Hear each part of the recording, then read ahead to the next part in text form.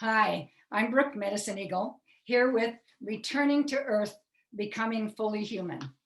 It's a dynamic forum of wisdom keepers, elders, teachers, healers, whose focus is to give you real, grounded, workable, sustainable solutions for the issues that you very likely have right now and that we have as a planetary family.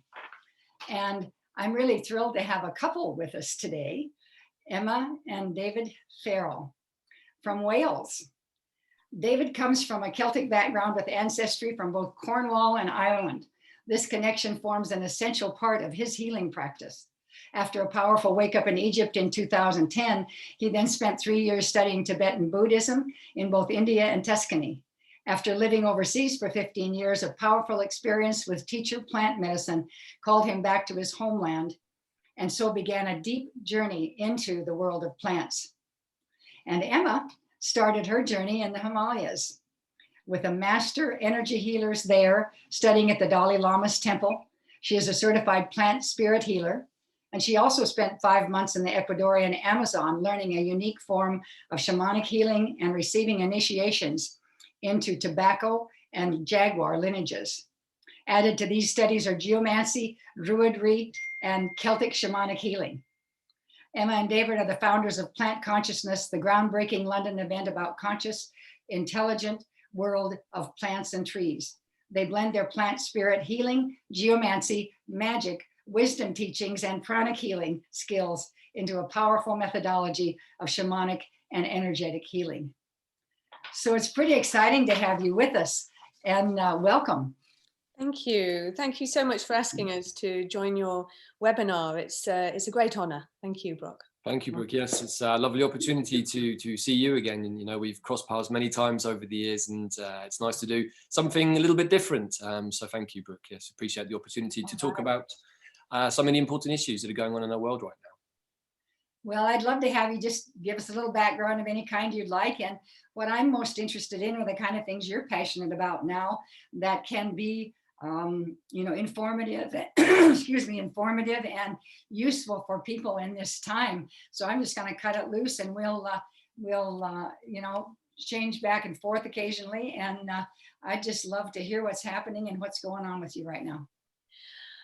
Right. Well, right now, well, we met you actually in London, didn't we? You've spoken at our events and at our Shamanic Lands events. So a lot of people know us from the Plant Consciousness and Shamanic Lands events that we ran in London and here in Wales. And we also teach how to work shamanically with plants, how to become the master of yourself with plants. And we're healers. We have a healing practice, and so we help people to clean up their energy fields, to allow them to experience integrity and sovereignty of their energy fields. And it's this subject of sovereignty actually that's really important to us, and that we'd like to share with your audience today. So I'd love to have you. Well, one, I want to comment on something that you spoke of earlier on about the Shamanic Lands Conference. I thought it was so excellent that you realized that it just isn't Native American people, because many people are, excuse me, called to the Americas and all of that. But you really understood that there's shamanic background and intelligence in every place. And you really began awakening people to the ancient wisdom of your own lands.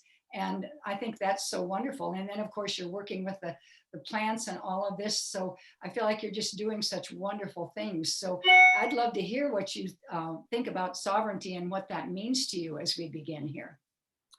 Well, I'd just like to come back to the thing about the shamanic lands, actually, because I guess in many ways is the beginning of this aspect of our own journey and a lot of what we've been organising the last few years and working with. And that is this sense of our indigenous self.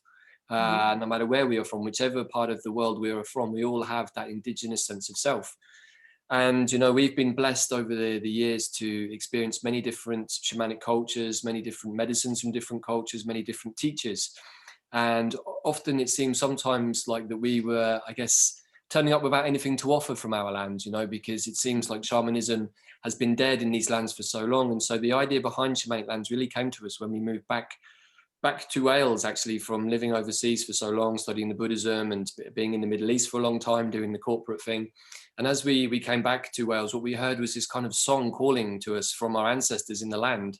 And that's what inspired us to put Shamanic Lands together. It's something that we wanted to celebrate our own indigenous cultures, you know, from these lands. We have very many rich traditions. They're a little bit fragmented, and people often say that the traditions are dead, but I don't believe so. I've not experienced that. And Emma either, you know, we started to connect into the world of our ancestors through the land and through the tree spirits and through the plant spirits. And what we found was a rich tapestry that is just there for us all to tap into, you know, once we put our attention to it. And that was a beautiful thing with Shamanic Lands. We're able to invite medicine women and men from all over the world, people like yourself, to come together to share as a brotherhood and a sisterhood of these kinds of healing traditions. And that's really what Shamanic Lands started out as. And yeah, and actually when we moved back from overseas, and we'd been studying in lots of different countries, etc., and we lived in India for a couple of years, studying there. And what we found when we came back to our own land is that we'd been on this huge journey looking for this wisdom, but it was already in our own land.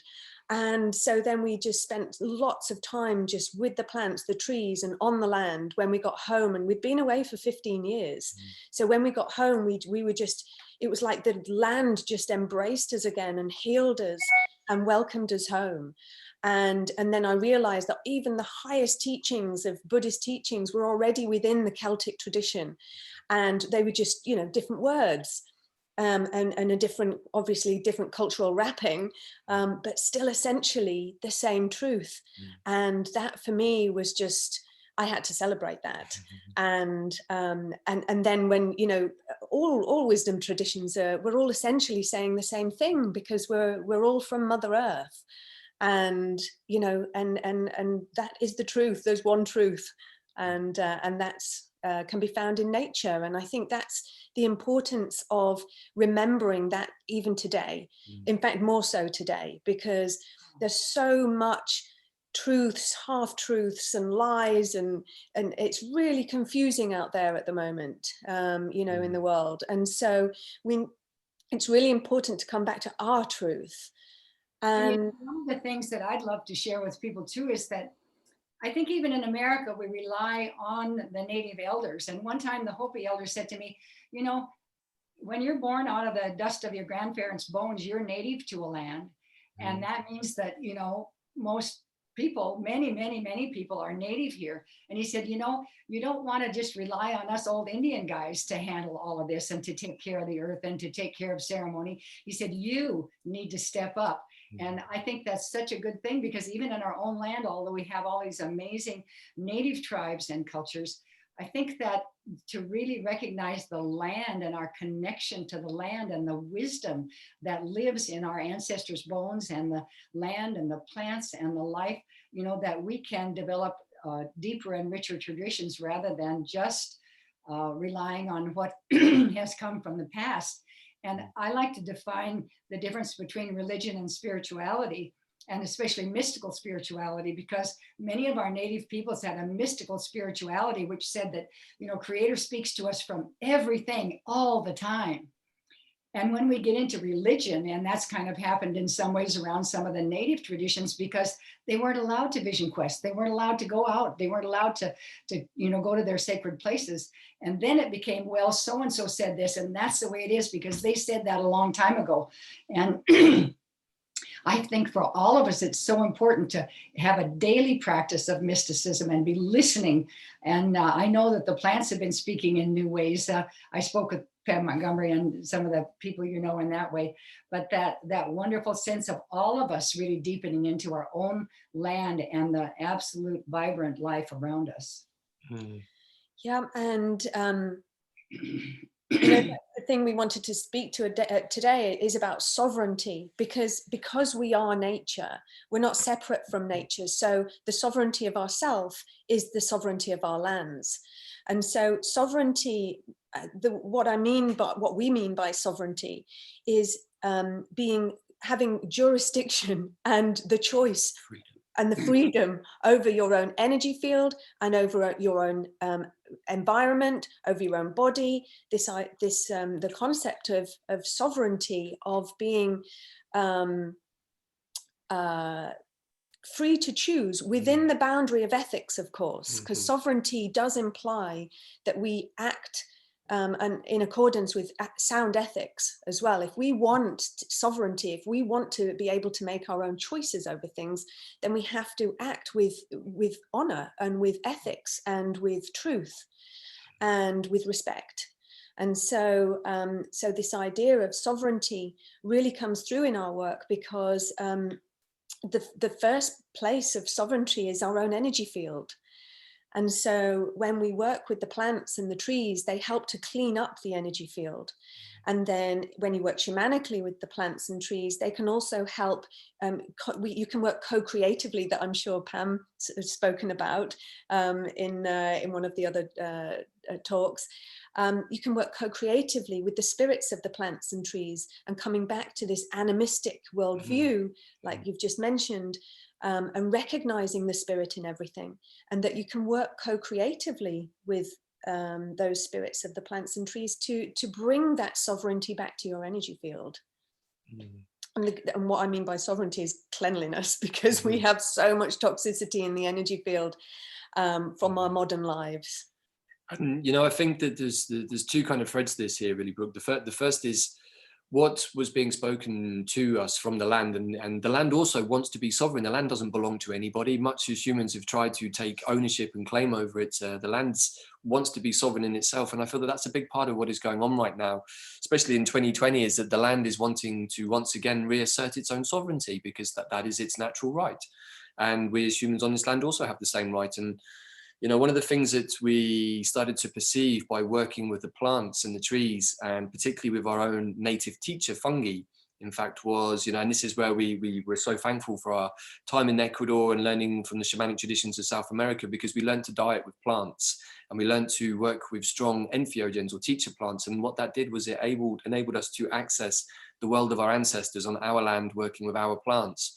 So rather than perhaps working with plants that people might know, like sananga, Wayusa, or these kinds of plants, we instead work with mugwort and dandelion and wormwood, all incredibly powerful plants, particularly when you diet with them.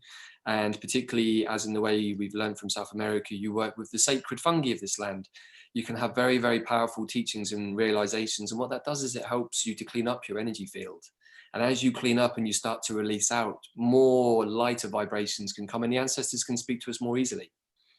And you're saying diet, right? Dieting. Can you talk a little bit about what that means, dieting with the plants? Sure. So I really have to thank my teacher, Carol Guyett, for bringing this back into the Western frame, into the Western mindset with her book, Sacred Plant Initiations. And I studied with Carol for a couple of years in Ireland and learned a great deal from her. But what I really took from the methodology of diets is how in South America, you would normally work with a plant, maybe like ayahuasca, to open the space. And then you would go on either a 10-day maybe, or a 2-month, or in some cases, 6 months or a year, kind of almost in isolation, but receiving a little bit of basic food from the people looking after you. And you would just keep consuming a particular plant. A lot of people would diet with tobacco maybe. So you would drink tobacco every day and use maybe the tobacco snuff and smoke tobacco, so this is going deep. And I saw a beautiful film just recently about a guy who did a tobacco diet for 6 months in South America to cleanse himself of the ills of his life. And he had a very difficult, a sort of narcissistic upbringing, really. And so he went to cleanse because he completely lost sight of himself. And tobacco, when you diet with it for 6 months, it can remind you of who you are. And I think so many people have lost themselves in the modern world through becoming interfaced with the technology too much. So to use the principles of a diet, what we would do ourselves at the moment, there are many different forms of dieting, and it doesn't necessarily mean that you have to fast with the plant. Although when we do retreats with attendees, we would do it for 3 days. We would absolutely fast for those 3 days, and we would drink a special brew that we've made out of one particular plant. It could be hawthorn, it could be yarrow, it could be nettle. It just depends which plant that we're dieting with. And then over the 3 days, the group journeys together. We do many different shamanic exercises. And we journey together, and we allow the plant to come through us just by drinking only the medicine, and allowing ourselves to be freed of all of the toxins by fasting. So we create this nice, almost empty container through which the plant can fill us. And when that happens, we start to have very profound experiences, both realizations and teachings, but also a lot of healing, you know, and that's what Emma was talking about. This is how we've learned to come back to a clean, sovereign space. And this is the kind of work that we do when we're doing clearings and healings for people, as we work a lot with plant spirits, because it's quantum medicine. And this is the beautiful thing, you know, it's the medicine of the past, the medicine of the future, but it's available to us in the present.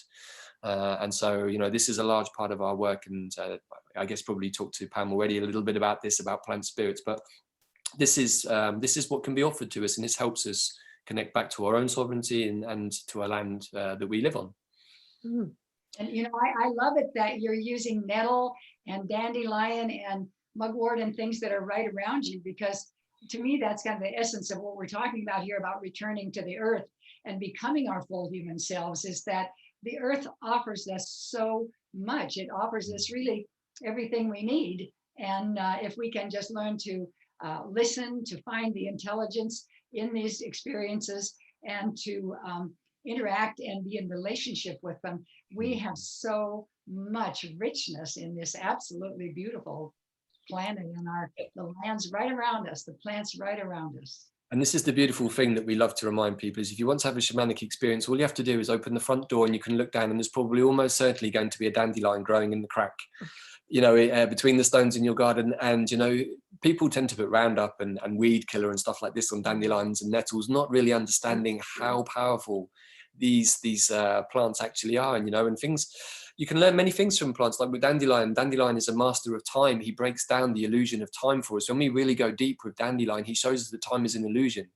You know, and these are often teachings that these kinds of teachings we get from dieting with plants. And sure, dandelion does many great things as well, like, you know, cleanse our liver and allows us to release toxins to do with anger. But, you know, that's just a small little plant that grows right outside your front door, and you know, it doesn't cost you anything. You don't have to go anywhere. It's just right there, just waiting to say hi. You know, let's go on a journey together. And I always joke that the plants teach us how to be human. Mm-hmm.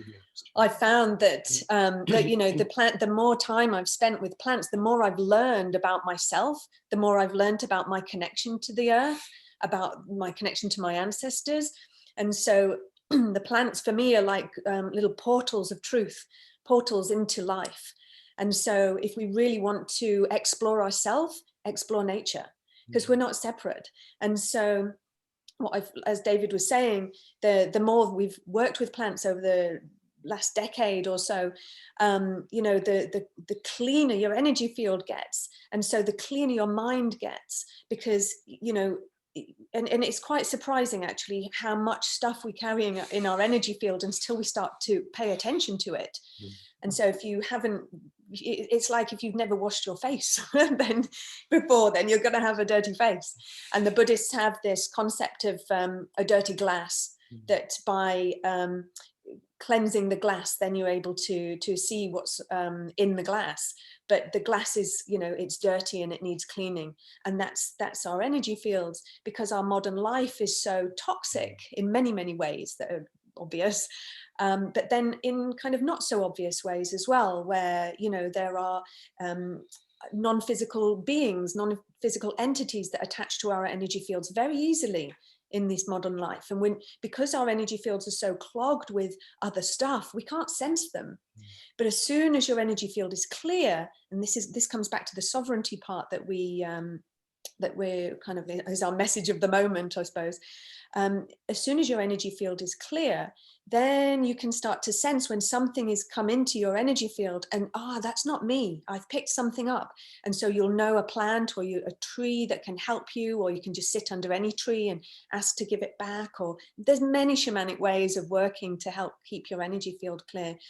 But it's this way of cleansing yourself of trapped emotions, cleansing yourself of old karmic sludge that gets built up in the energy field, thought forms, unhelpful energies, you know, toxic stuff that other people send us, you know, toxic words can end up kind of damaging our energy field even.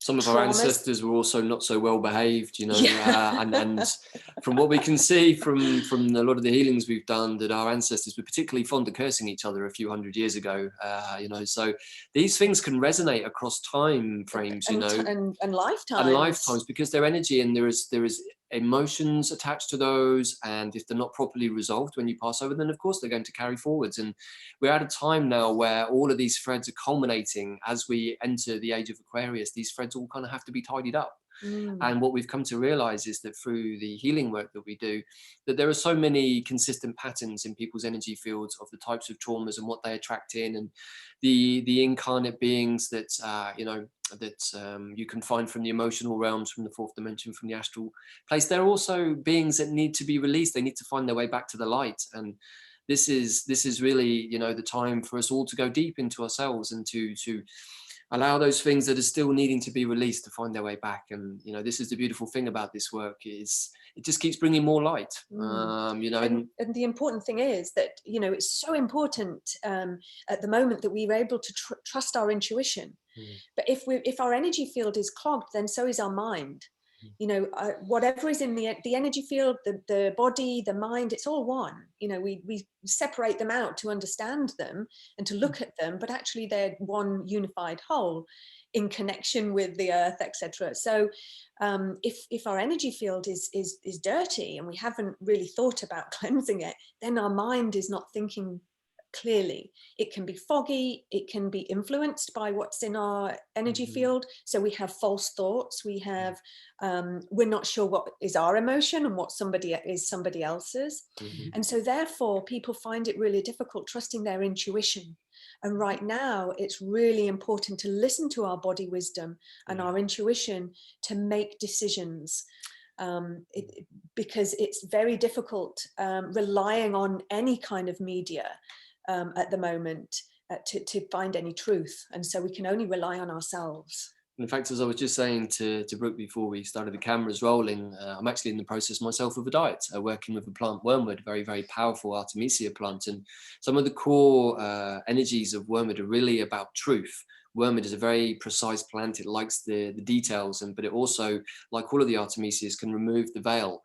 And so at this time, working with a powerful plant like wormwood basically removes the veil completely, so we can see the truth of what is going on around us. And the truth is not always pleasant, unfortunately, but a plant like wormwood offers us this ability, and if we're prepared to look into the eyes of truth, we can find something of our own truth within that, and from that place we can grow strong in our hearts.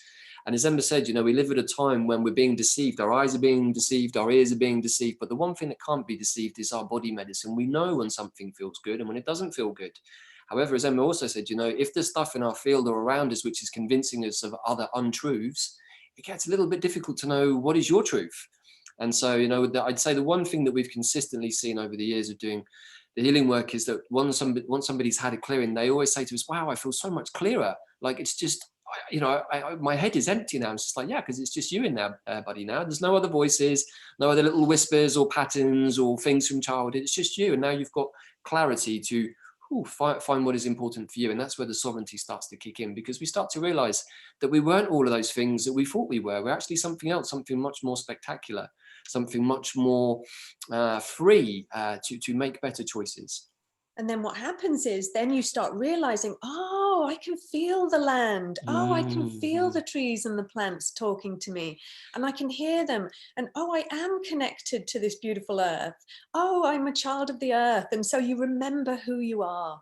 And it's such a beautiful process. And it adds so much magic to your life. And so what I'm finding at the moment is, while we're going through, the earth and society is going through such huge changes at the moment, that the land is really speaking to me of sovereignty, of the land wants sovereignty. You know, however you want to perceive society, it's brilliant in some ways, you know, necessary, but very oppressive in other ways. And so this oppression just seems to be increasing, but at the same time, as we live in a world of duality, while the oppression and the kind of devolvement is happening, so is evolvement, and so is this freedom. And I feel that the land is really speaking to us of freedom and sovereignty and remembering who we are, so that we can stand in our truth right now and make our own decisions for our future, and not rely on somebody else to make our decisions for us or tell us what the dream of the future is, tell us this idea of the future that we have to dream it in. You know, the people telling us what the future is, well, I might not like that. And so we're at, as I think David mentioned earlier, we're at this, it feels like we're at this fork in the roads where there's a future we're being told is the future, or maybe we can just dream in our own. We are co-creators after all. And so it's taking back our sovereignty and our power.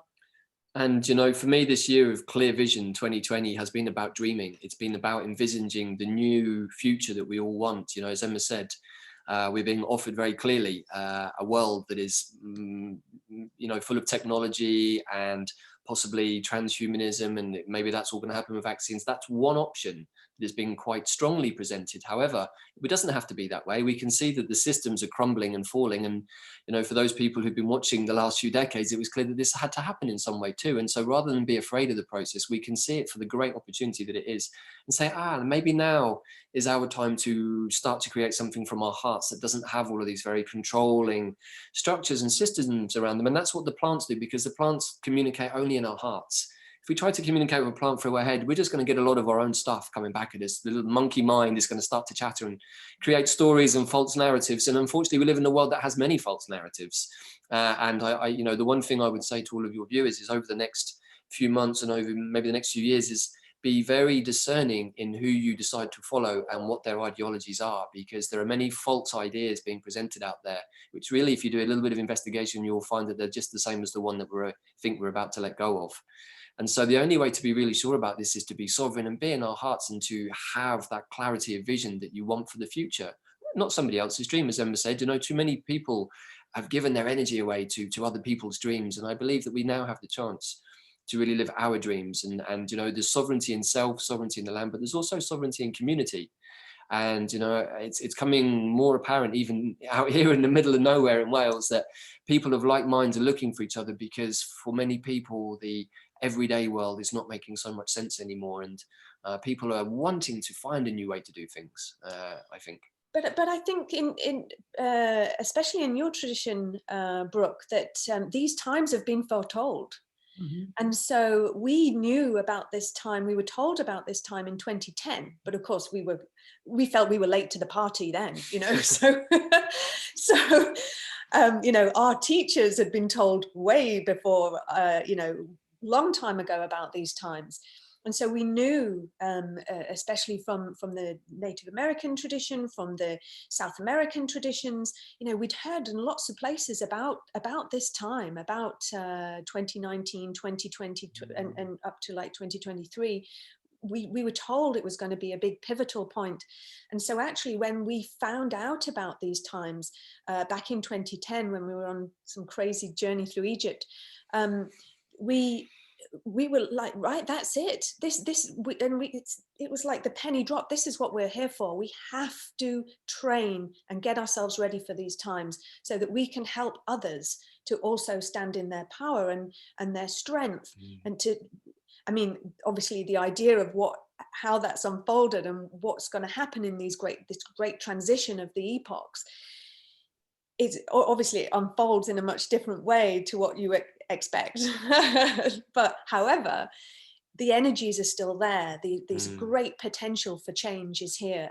And it's here. It's not, we're not waiting for it anymore. We're not talking about it in the future. It's right here.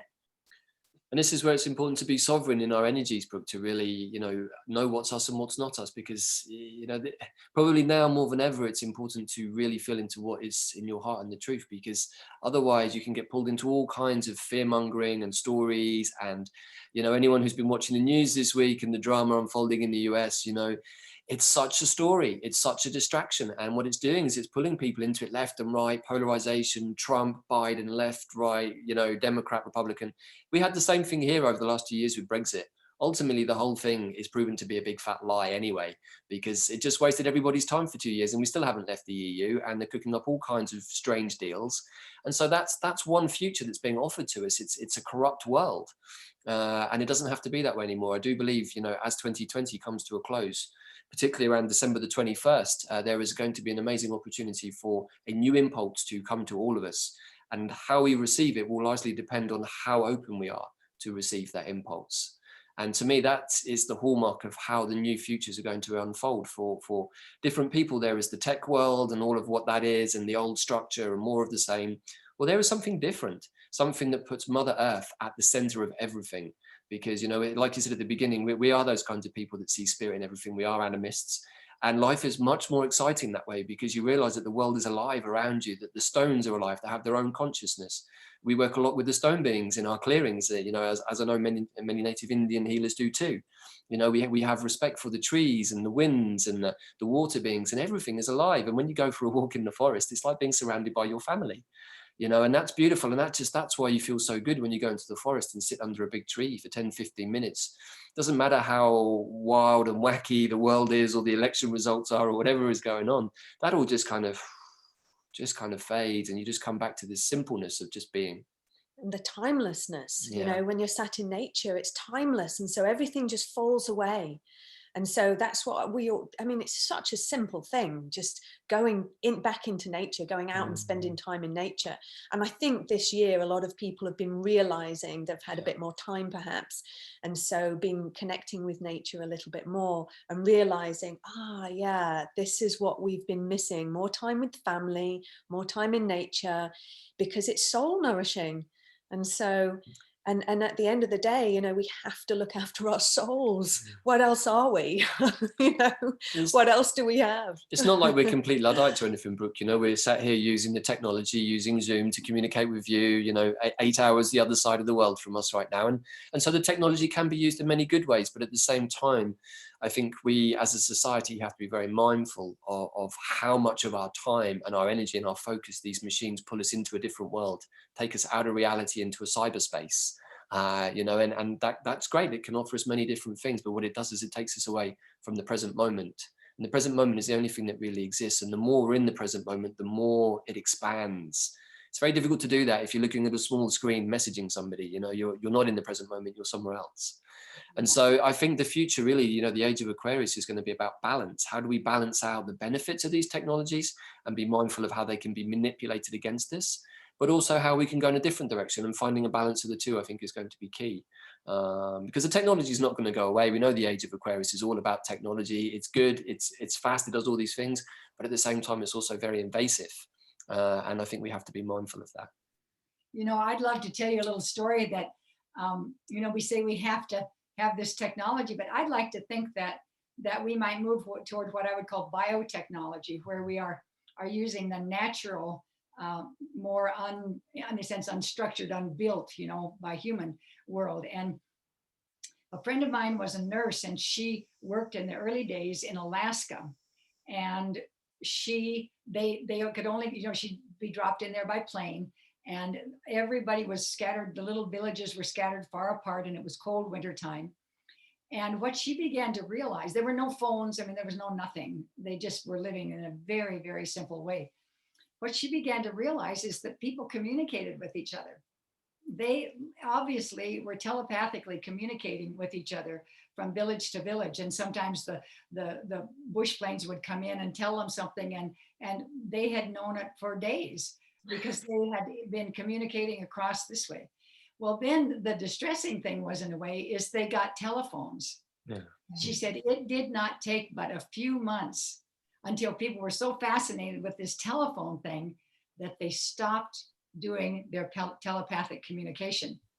So I really think that there's so many skills and abilities, my friend calls it the wood wide web, the forest speaking to itself. And we have these incredible capabilities in our body and consciousness that we have assigned to outside of ourselves. So my hope with the technology is that we start to remember our own sovereign divinity, our own magic, and find again the richness of that rather than continuing to reach outside ourselves all the time for the kind of magic that's possible. Absolutely agree 100%. You know, this is a conversation we had with our students just recently for our weekly Zoom calls with them. We were talking about this very thing about technology, and like most plant people, they're horrified at the idea of transhumanism and having chips and in all these kinds of things. We're the same, you know. I don't feel the need for that, because, as you say, we have this other technology that is our mind, that is the plants, the nature technology. You know, we have all of these experiences with plants with no help from any technology. There's just us and the technology of the plants. You know, and so I think the thing that I'm playing with most with at the moment myself is this word technology, because there's an instant reaction sometimes from myself, like, oh, the technology. But let's reframe what we understand by that. And if we, like your friend up in Alaska, yes, we can do that. We can all do that. That is, I think, part of the fifth dimensional space that we are moving into, is that ability to be able to communicate outside of ourselves without the need to have a medium or an interim thing to do it. All of us can do that. And, you know, when you have those kind of special circumstances, you see that. And, you know, we had a similar experience down in the Amazon when we were down there. And on the Easter weekend, we happened to be in the Amazon doing some work with our teacher, and 3 medics turned up from Quito to give their annual doling out of big pharma substances and dentistry and all the rest of it, and and so what was interesting though for us was they brought a generator with them. And so normally in the evening, it gets dark in the Amazon maybe about 6 or 7 o'clock, so we'd be in our tents ready to go to sleep 8 o'clock, you know, which is pretty unusual for Europeans. And so, you know, we got used to that. But then the generator turned up and suddenly there was electricity. And so rather than going to bed at 7 o'clock, suddenly there was parties in the evening. All the locals were getting drunk with the medics. There was people dancing. It was going on to the early hours. And there was a loud buzzing noise. It meant we couldn't go to sleep. And it was just like, wow, that one piece of equipment completely changed the entire energy of the village for 2 or 3 days. And behavior of people. Yeah, the locals all got drunk. Then people started getting angry with each other. And it was just a thing to unfold, and just like, wow, you know, and the locals are all, you know, when we asked them, what would you like us to bring back? They're like, oh, can you bring us a mobile phone or a laptop, please? And we're like, man, we're trying to get rid of these things. We don't want to give them to you, you know. And so you can see that kind of, you know, people always want what they don't have. And I totally understand that. But, you know, those 2 stories, I think, nicely exemplify how much technology can really alter the space that we're in if we allow it to. Sometimes positively, but quite often not so positively. And so it's a question of balance. It's always balance, always about balance. Yeah. Yeah, and I think we have such opportunity to work with the plants. I had a vision one time about the guy, you know, the people who were cutting down the rainforests, and this big tree was telling me that I was sitting in a wooden chair and I was in a wooden house, and, you know, I was participating as well in that cutting down of live trees. And they were suggesting something. They said, what if you grew a beautiful kind of willowy, strong, wonderful tree that wanted to grow into a form that was a comfortable form. You could throw a little pillow in it, and it would be this wonderful chair for you. What would that be like if you were to cooperate in that way? And my colleague Zach Bush the other day was saying that he sees a future in which perhaps even fungi grow enormous. You know, they have so much insulated. If you think of an enormous one, it probably has a lot of airspace in it. It's very insulated. What if they decided we supported them to grow enormous, and that was the walls of our homes, that actually plant material alive and growing, and maybe then it would die over time and offer us this amazing shell of a place that was absolutely amazing to live in. And, you know, it's kind of fanciful, but I love to think about those things because I think we've gotten so limited in how we think things can be. And for me, the great mother, father, creator are absolutely full of radiant possibilities that are so much different and more vital and more alive and more fun and better feeling than we can imagine. So I think that one of the things that perhaps plant medicine can help us do is to clear some of those limiting ideas, even what we think are our best ideas. It's like, I think there's probably more than that. And so to kind of blow some of that away and bring up these kind of amazing, remarkable, unusual thoughts and possibilities like, Now that's interesting, different, and to uncap the incredible imaginative possibilities and the incredible interactive, interdependent ways that we can be in the world that will feel just great.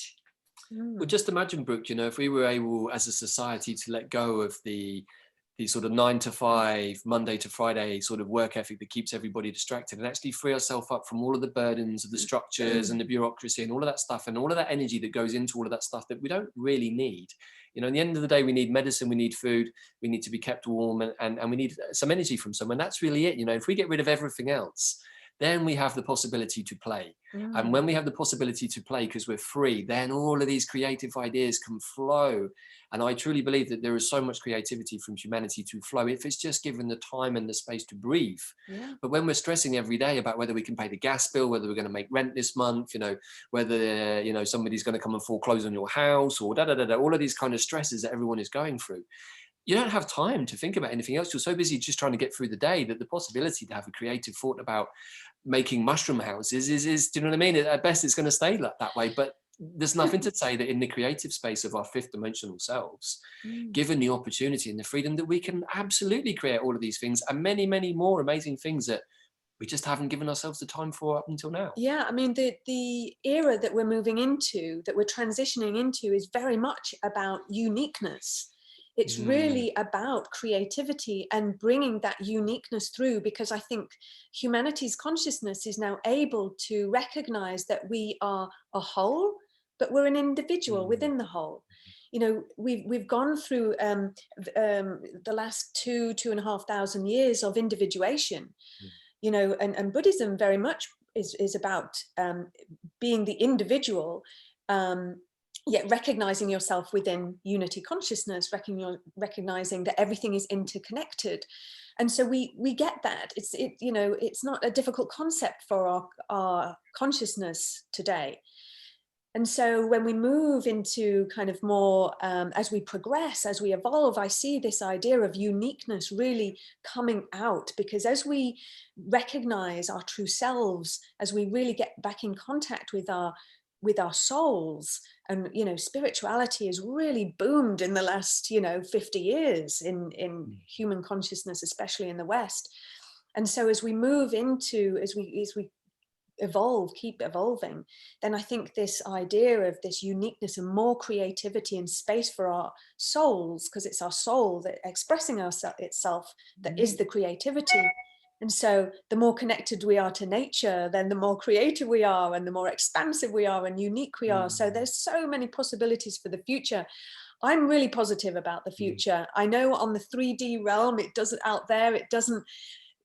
look too pretty at the moment, you know, in society and the restrictions, etc., we're all under. But actually, I'm really positive for the future. I feel something very beautiful coming. And, you know, often in the healing work, what you see is, you know, the healing takes place, particularly on the energetic level, but then to catch up in the manifest world takes a little bit of time. And so by the time you're seeing things manifest as like maybe the illness being released, or, you know, the traumas coming out of the energy field, it's already happened. And so if we can apply the same thing to the world around us, everything that we're witnessing now is trauma that's already happened and is now being released. So that's the good thing. We're just having to watch it because it's coming out of our individual fields. It's coming out of the collective field because it needs to be released. The karma and the baggage of the last 2,500 years has weighed very heavily on humanity. But now we have the opportunity, I believe, actually, perhaps for the first time, to be collectively a free species. Humanity now has the opportunity to step up as a modern human and be free to make its own choices without somebody else's rules. And that's the key thing, the choice. It's choice. We all have a choice. And that's the key to remembering, I think. A lot of people are getting really interested in the basic concepts of common law, and that's a conversation for another time. But what it's doing is reminding everybody that once we remove these rules and structures of illegal governments and all of these kinds of things, we actually come back to the simple principles of how to live as a good person. And that's all we need. And from that space, everything else, if we just keep those central tenets, you know, as our motive and pattern for life, then everything else can flow out of that space, and we don't necessarily need to be burdened by all of these different things that the structural system has given us. And those things have been really, really useful. But now, like, you know, many things, they've served their time, and we can celebrate them, but also understand that, you know, maybe now we Time can, for change. time for change. Well, you know, one of the things I wanted to bring up, because I think in a way it's a kind of a general principle, is that when we can clear away, I always say when we can clear away the oily sludge on the surface of things, whether that's in our own mind, in our own body, in our world, in technology and all of that, when we can clear away, you know, the big oil and big pharmacy and all of that, and the big corporations that are holding things down, if you could look into the patent office and look and really see what's gone on, there is a burgeoning of incredible free energy, new technologies, biomimicry, learning how to make things from the way the natural world makes things that are non-toxic and based in water rather than chemicals. And there's so much there. And one of the things, I have a goal in my life to have the US Patent Office on easy to reach computer before I let go of things, because of all the things that are not on computer and easy to reach, it's all buried. Because when someone has a wonderful invention, often they kind of use up their energy doing that and their money, and they're offered, you know, they're bought out. Well, those big corporations can bury those. And when they bury them, they can do that for 5 years. But the law says you can only own something and not develop it for 5 years. So if it is, however, buried somewhere down in the messiness of the patent office, and you can't search for it and can't find it like everything else in the world can be found, then there's no way to realize that, oh my gosh, we could take this and develop it now. It's like this amazing possibility. So there's so much like that, that feels to me like we're just peeling away the, you know, taking off that surface. And one of the physical principles is that when something's been suppressed, if it's been killed, then it's gone. But if it's been held down and suppressed, the vital life force is just waiting to just burst into flourishing.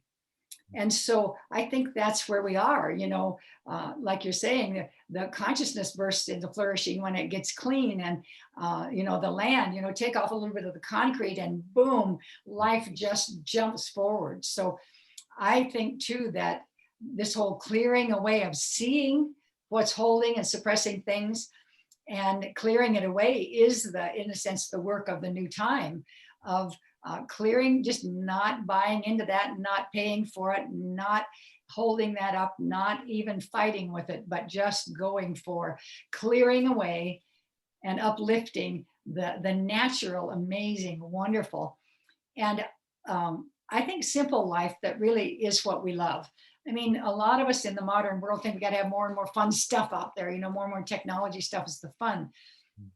But when you really, really, really just kind of let go, what's really fun is being in relationship and being loved and being connected and having good food and fresh air and gorgeous nature and clean water. And I mean, wow, that's all so simple. But like you say, we just come right back to the basics of loving and caring for each other and loving and caring for what's around us. And all of a sudden we've got this brilliant, amazing, beautiful, sweet life that really works for all of us.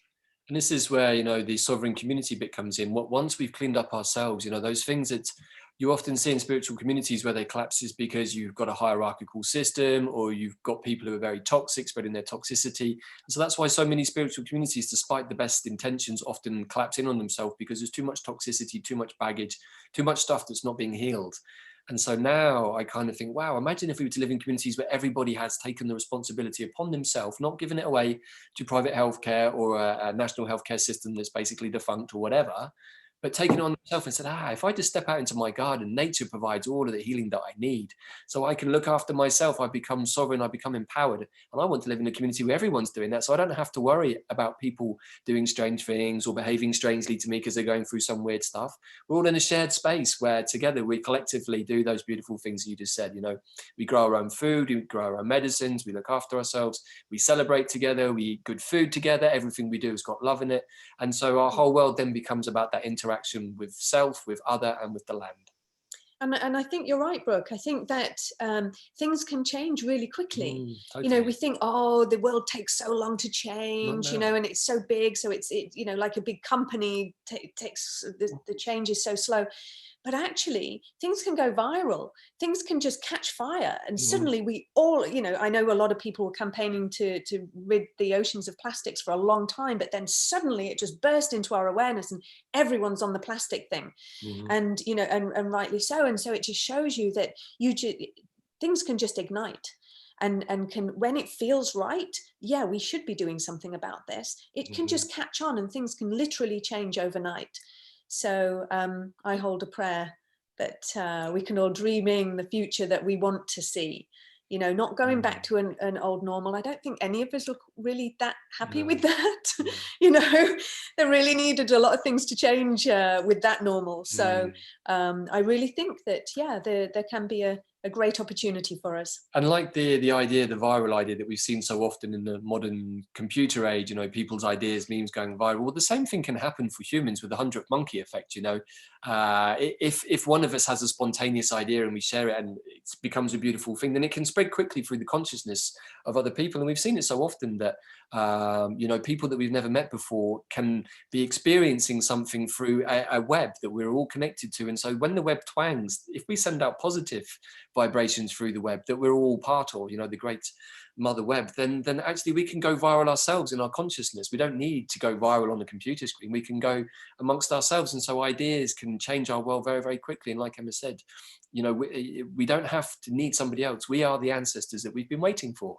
You know, we have access to the wisdom of our past lives, of our own ancestry, and of our, you know, of our blood ancestors. And actually we are the manifest form of that in this very moment. So why are we looking to somebody else for help when we have all of this within us, you know? And so we just have to give ourselves the space and the right people and the right framework and the right containers to allow that to flourish. And, you know, that's the kind of the prayer that me and Emma are holding for ourselves and for many other people. And that we think, you know, that that as the end of this age is upon us, you know, as we move towards the end of this year, that's a vision that we can all hold rather than getting worried about what is being offered to us in a different direction.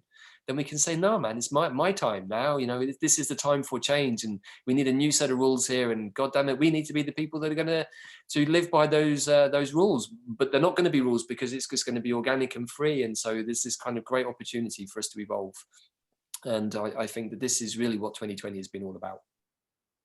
Well, that's really wonderful. We're coming close to the close of our time here. I love what he just shared. Do you have a little something to share as we finish up, Emma? Oh, well, yeah. I mean, dare to dream. I think if we can all actually tune into what do I actually want? Not some idea where, you know, but what do I want for the future? What kind of world do I want to live in? And I think it's really important we all have our own dream right now. Not one based on, oh, limited, or if I've got enough money or if I've got enough time. No, what is my dream? What does my soul and my heart sing for? And and it could be anything, but you usually find that your dream's similar to other people's when you come from that place of the heart and when you allow your soul to dream. And I think it's really important right now that we all have a dream. Well, thank you so much. This has been wonderfully enlightening and supportive of a life that is, for me, it's just a life that's going to be so beautiful. And I hold that same dream of you know, that the prophecies talk about these challenges, but for all of my life, I've held this golden dream of a coming time that we can create. And so waking ourselves up and finding our hearts and moving forward into that. And it's really wonderful to be a community with you all across the world. And thank you so much for what you're doing. And I look forward to the time that I see you physically again. Oh, thank you, Brooke. Yeah, yes. And it's so nice to, you know, there's like-minded people all around the world. It's great to know that. All right. Well, you be very, very well. Thank you. Thank you. Bye. Bye-bye.